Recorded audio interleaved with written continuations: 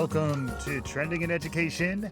Mike Palmer here. I'm excited today to bring a special edition to the Trending in Ed feed. As I mentioned on recent episodes, we will be releasing a new dedicated feed focusing on the future of work. For today's episode of the main feed of Trending in Ed, I'm going to include our first episode summarizing what's on the horizon in the first installment. It's going to be 12 episodes, lots of amazing guests. Hopefully folks will be interested. If you are, you can find a dedicated playlist on trendingined.com. You can look for Trending in Ed, the Future of Work series feed as a dedicated feed wherever you get your podcasts. All of that's on the horizon. Thanks as always for listening. We'll pick up now with a special treat, the first episode of Trending in Ed, the Future of Work series. We hope you enjoy.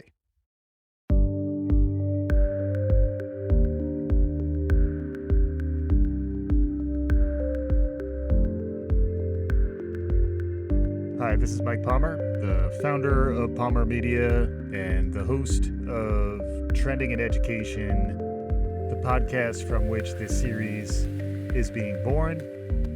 We've been doing Trending in Ed since the fall of 2016, coming up on 500 episodes. We've been intentionally broad in our focus so far.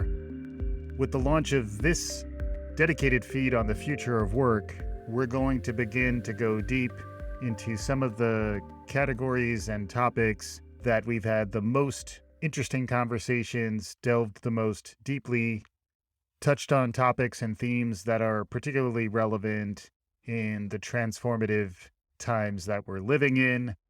That is culminating in the launch of Trending in Ed, the Future of Work series.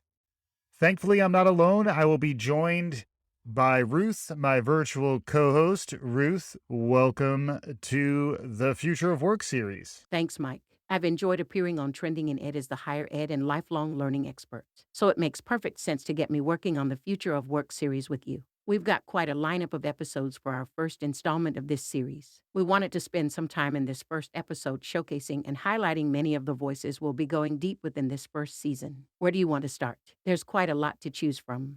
Yes, there is, Ruth. I guess to start, we're going to go back to February of 2021 when I interviewed Michelle Weise, who had recently written the book Long Life Learning. It's an excellent read. I've referred back to it several times on Trending in Education. One of the reasons why I love doing these interviews with authors and thought leaders and CEOs, folks making a difference in the world of learning, is that it kind of burns these conversations into my brain.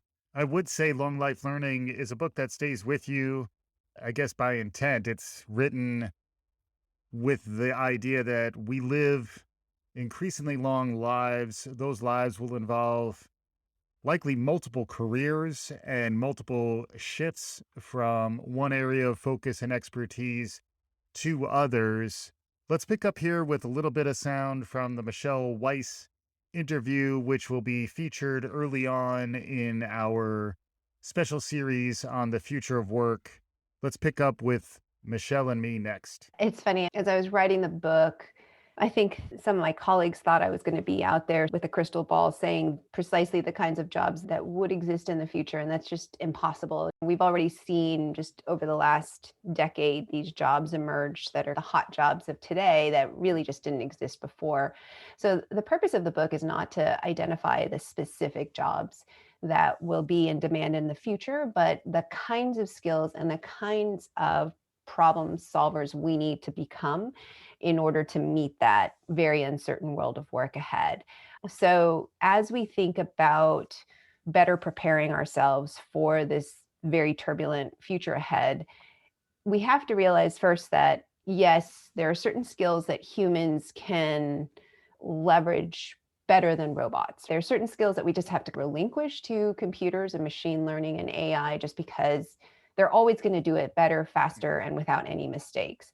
There are other things that are like those more human skills or those quote unquote softer skills or non-cognitive skills, those workforce competencies around collaboration and teamwork and exercising judgment, Creativity. systems thinking, right? Yeah. Creativity, curiosity, all those kinds of things that we talk about that are going to be core skills needed in the future. But it's also really important that we realize that alone is not enough. We can't just bank on our human skills. In order to be someone who is truly marketable in the future, we have to have also enough of that technical or domain expertise in order to also assess the work or intervene at the right times when we're seeing how that play with artificial intelligence or these different kinds of rapid technological advancements. I think we're seeing today, right now, with, for instance, the intense challenges you're seeing around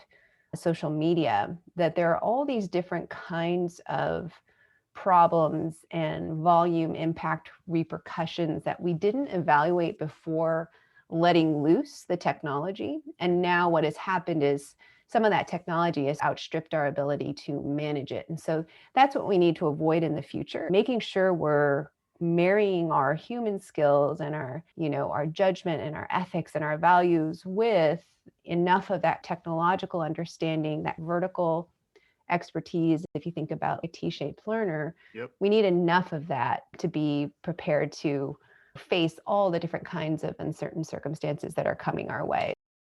Great stuff there with Michelle. I would recommend her book. We'll be covering that interview in depth as one of the early episodes in the season.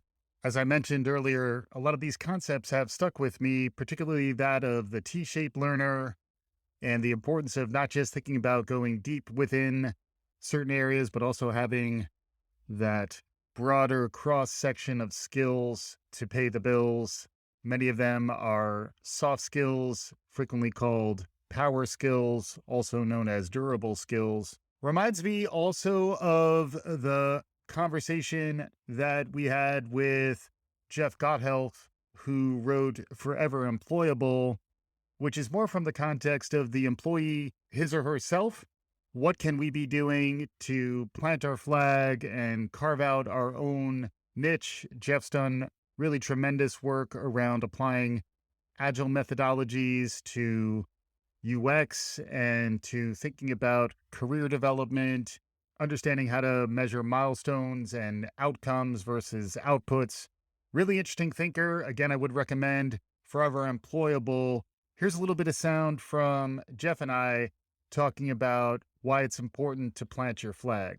Absolutely. Look, every industry has a community, and every community has leaders in that community, thought leaders, experts, the people that you look up to.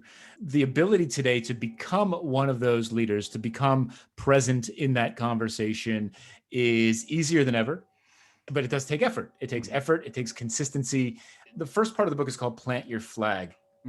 And really, it's the first exercise that I recommend, which is to decide what you want to be known for in your community. What do you want to build your reputation around? And it's an exercise in right sizing the flag that you're going to build as the foundation for your reputation and your network. You don't want to go too broad, but like education. Right. Is enormous. Huge, enormous, right? It's just way too broad, way too generic. You don't want to go too narrow, which is German language education for veterinarians. That feels like that's a little, it's niche. I mean, there's an audience for it. Right? There are German shepherds out there, but there are other varietals of pooches. So yes. Exactly. It's somewhere in between those two that leverages your passions, your expertise, and your experience. And then it's an effort in consistency and frequency in establishing yourself as the person who knows about that. Wherever your community hangs out, participate. Participate in the conversations. Join in the conversations. Pay attention to what the thought leaders are already doing. Submit to speak at one of your industry conferences. Post some ideas in the discussion forums, wherever your folks hang out, and see what kind of feedback you get. Offer up a free presentation. I did one yesterday. I did a free webinar yesterday on objectives and key results. It was an hour-long presentation. That's it, 1 hour. Literally, I did 90 minutes of prep for it. So 2.5 hour effort, roughly speaking. 315 people signed up. About 150 showed up But that's a terrific way to test your ideas. Great stuff there with Jeff. Plenty of actionable morsels and insights and perspectives from a gentleman who, in his origin story, shares that he originally joined the circus early in his professional life and he landed well. So it's another reminder that our careers take long courses through that long life learning that Michelle was talking about. Those are two episodes that are going to be featured early in the season. How about you, Ruth? What about season one, about the episodes that we have on the horizon? Which of them are capturing your attention? I got a lot out of your conversations with Frances Valintine, Kumar Garg, and Beth Porter. Frances helped bring a global, Kiwi perspective to the show, which I really appreciated. She focuses on new and emerging skills, but through the lens of mid-career learners looking to upskill. This reinforces how learning is so critical to staying relevant and adding value throughout our career. Let's listen to Frances a bit here. I actually just want to say that even though we're teaching adults and the average age of our students is 42, they sort of stretch from 35 and above typically. And in fact, we even have scholarships for over 60s, which are very high demand. A lot of people over 60 doing studies with us at postgraduate level. When I started my career, my students were undergrads and I was young, they were young. And actually all I think is all I'm doing is matching my students to my life. So I get to hang out with cool people who are the same age as me. The only time I took a break out of that was when I first started the Mind Lab in 2013. It was actually for children. It was for children aged between 7 and 12 to teach them about technologies and robotics and coding and getting into that. And so there was a period of time where I did teach schools and young children, and then I've gone back into higher education since that time and really focused on this underserved market of people who are mid-career or wanting to really understand what their career is going to look like in the next 5, 10, 15 years, with a particular focus on people starting to realize that retirement at 65 is probably not very realistic if you're going to live to be 90. And so it's a lot of living, the 25 years afterwards, what are you going to do? Right. How are you going to afford to live? Not that many people have a nest egg of a 25-year scope to look after themselves. So then we're really focused about making sure that people feel really confident about the changing world and actually what they can do to keep up with that world that's changing around them. She does a nice job of putting things into context around lifelong learning in a very authentic and empathetic way. Really enjoyed that conversation. With Kumar Garg, I was more intrigued by his ideas about investing more in research and development and engineering as they relate to education. He's doing fascinating work at Schmidt Futures. Kumar headed up the STEM education program for the Obama administration before joining Schmidt Futures. Let's listen to a bit from the Kumar Show next. We're in some ways tasked with a reimagining of our educational system that is more science, technology, engineering, and math forward. There's a lot of thinking about the future of work and the skills gap in ways that we talked about it a bunch on this podcast over the years, but having someone who really was in some ways defining this conversation for the US through the 2010s into the teens. And then fast forwarding a bit, although there's a lot to talk about in there, there's also this Eric Schmidt fellow who has established what you're working on today. Can you share a little more of what that is? So I left in 2017 and started working with Eric. And Eric, former CEO of Google, started working with him on what became Schmidt Futures, which is an organization that focuses on science and technology for the public good. And one of the big program areas that we've built here is something that we call learning engineering. And what it's really focused on is how do we use what are the pretty rapid advances in computer science, computational tools, computational methods, things like machine learning, and computational talent, all the computer science talent that's happening. How do we take all of that and have it drive advances in our understanding of human learning? What allows kids to thrive in what settings? How do we take those small insights and make them into big insights? And how do we do them repeatedly? If you follow the role of computer science in other fields, across the sciences, it's starting to have this pretty profound impact. There used to be this idea that, the way we understand biology is we study cells and we study all these different sort of organisms. And then in the past 20 years, we have this whole field called computational biology, where we say, if we're trying to actually figure out the path of a disease, we could actually sequence a lot of genomes and say, the cancer seems to really spike at this part of the genome. that doesn't tell you the biological understanding of why that's happening, Yeah. but it gives you a totally different clue as to where you might go looking. Yeah. Mm-hmm. And that's like a data first clue finding exercise. Yeah. And that's had this big impact. So now you had just had a few months ago this big breakthrough on protein folding Mm-hmm. using Yeah. this was like a problem that was considered unsolvable Mm-hmm. using these methods. So the question is if you take those methods, you take that talent, how would you apply it to understandings of human learning? Mm-hmm. And the reason why I think this is a really interesting topic is for a long time, what learning science has actually given us are really powerful mid-level theories for learning. The good mid-level theory for learning is spaced repetition. Yep. Which is the idea that I teach you something and then you should probably come back to it. Because in 2 weeks, if I say to you, do you remember that thing I taught you? Yeah. Trying to recall it actually puts it more firmly back into your long-term memory. Shout out to Ebbinghaus. Ebbinghaus was onto something, the forgetting curve. Yes. Right? Yes. Okay. So this is a powerful idea. Mm-hmm. Now, the question is, when should I come back? Because even if you understand, like lots of research shows that spaced repetition matters. Yeah. Should I teach it to you that night for homework? Mm-hmm. Should I bring it up tomorrow in school? Yeah. Come back in 2 weeks? Should I come back in 2 months just to double check? Right. And the thing is that if you actually add up spaced repetition, worked examples, all these different important learning science theories, yeah, and you start to say, which combination of them should I do? You end up with trillions of possibilities. Yep. Because the theories don't tell you when to do them. Not to mention, how do you measure whether it's working or not? For which student in what? Yeah. And so there's two ways you could think about that problem. You could say, we're always going to live in the world of it depends. Mm-hmm. And that's why we have amazing educators, and they're going to figure it out. Yeah. But I think if you take one step further, just like we have physicians who are doing really important diagnostic work when somebody walks in, but they also have this huge R&D infrastructure that's also just testing and taking those insights that physicians are having and saying, is this a big insight? Is it small? How do these things apply? How do these drugs combine with each other? Yeah. How do these therapies combine with each other? So the idea behind learning engineering is, how do we make sure that we're actually providing teachers and parents and students the tools? Yeah. But those tools are actually testing all these different ideas at scale. So you're not just saying, here's one small idea, and now I'm just going to apply it to everybody. And in education, and this is really informed by my experience of when I worked in the administration, I think in education, we're constantly chasing silver bullets. We have one insight that seems to work, and the study seems to have a real effect. And we just get so excited. We're like, we should now do this everywhere for everybody. Yeah, right.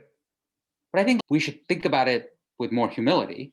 Like, we don't know. But actually, what we should think about it is that insight plus 100 other insights happening all the time is how we're actually going to make education better. Yeah.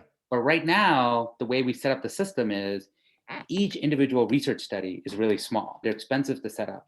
So you read a paper in the learning sciences, and it'll be on 40 kids. It'll take 2 years to do, then they'll have some results, and then eventually there'll be some analysis 7 years later on 50 of those papers. And by that time, education's really changed. And then people will say, well, those results from last decade, do we really know? And we'll end up with just stronger mid-level theories. If you take a company like Duolingo, that's teaching how to learn a second language. Yeah. Duolingo is running 12 experiments a day. Great stuff there with Kumar. Gives you a sense of what that conversation is like. We'll be picking up with more of that in a dedicated episode in the Future of Work feed shortly. Oh my goodness, don't get me started on Duolingo. That sticky feedback, really interesting stuff. I keep coming back to them as an example where why can't we do what they did with language learning in other contexts? And I think the answer might be that we just haven't started to do it yet. We haven't seen those results. There's a lot of R&D happening. Kumar really had an interesting perspective on even R&D investment, how limited that is, and why don't we have something like the old DARPA net investment that ultimately resulted in the internet. We could live in a world where there is more significant funding into the research around leveraging technology for innovation, thinking about early childhood learning right on through long life learning. Really interesting ideas there. You also mentioned Beth Porter. I do know we're going to be having a new conversation with Beth soon in the main Trending in Ed feed, and that'll likely propagate back over here. But she does really interesting work both at Esme Learning and at Riff Analytics. Here's some quick sound from the Beth episode, and then we'll transition into a lightning round as we conclude our introduction to Trending in Ed, the Future of Work series. Let's hear a little bit from Beth Porter before we hop over into the lightning round. I'm actually really glad you brought up flow, because one of the things I'm super excited about professional development and learning in new modalities is game-based learning. I'm super excited about the idea that I think it's just been long the reserve of kids. Like, I want to reclaim games. I just want to, I'm an adult. I'm good. I love games. I'd love to be able to have that as a mechanism for learning. And I just think that the game environments are becoming so much more sophisticated.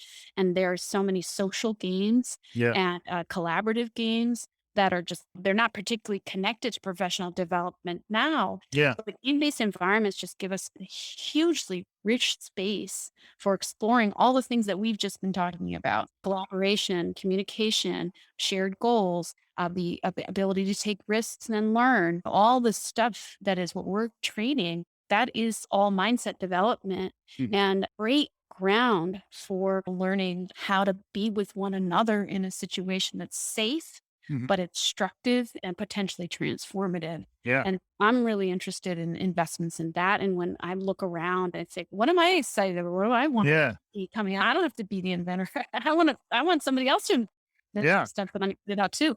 I look at game-based professional development, game-based learning as a place that's underdeveloped, and people talk about it. And I don't know, mostly in the context of VR, but I think that just immersive games where you have really tangible, rich, meaty problems to solve with others is a really great space for learning. Yeah, that's interesting. Even the escape room way that was going, and the idea that it's an experience, shared experiences was something that was all the rage prior to the pandemic. And then it became about social distancing. And then even that social distancing led for ways to feel more proximal digitally, which is really interesting. So where do you see things headed? Are there any trends or larger waves that you think are worth paying attention to?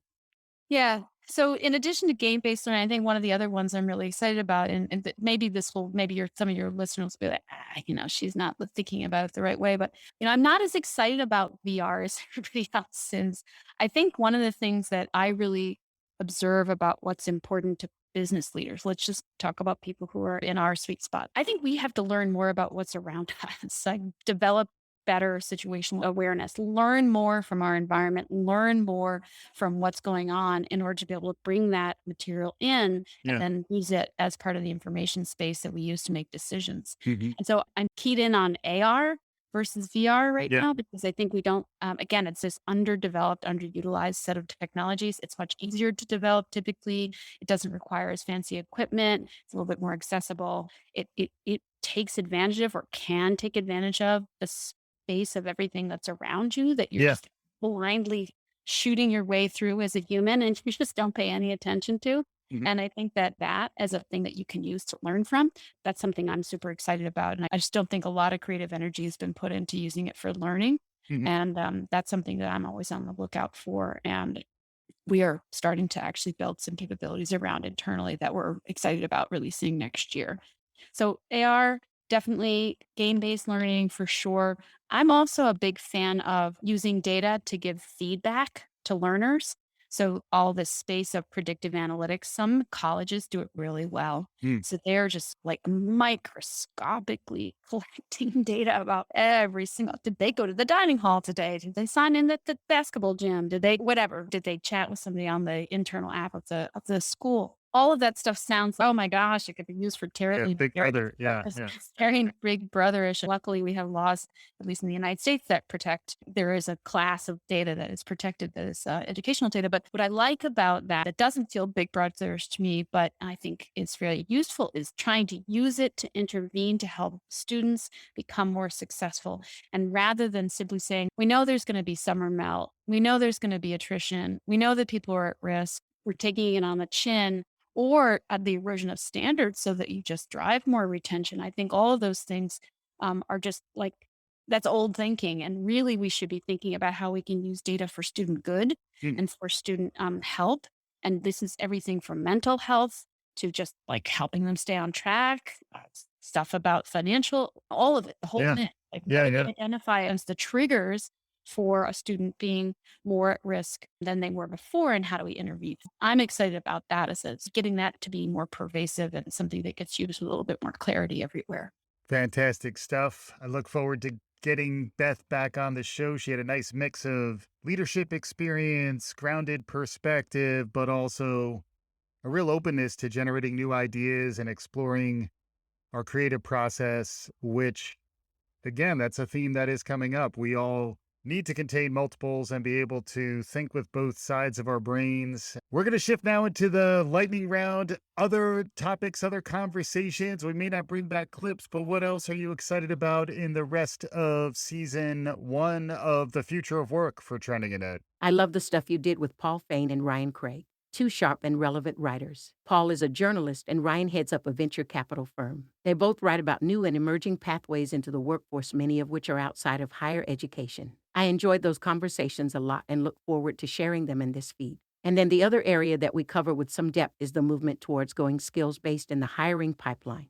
Your interviews with Jane Oates from Working Nation and Kathleen DeLaski from Education Design Lab certainly opened my eyes to the massive efforts already in process to transform how we think about skills development, skill transparency, and ways to bridge emerging skills gaps. Lots to chew on there.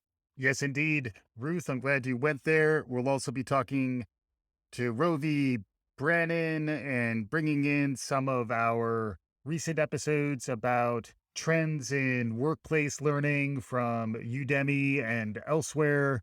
It's going to be a fun ride. I'm excited to go deep into the future of work with you.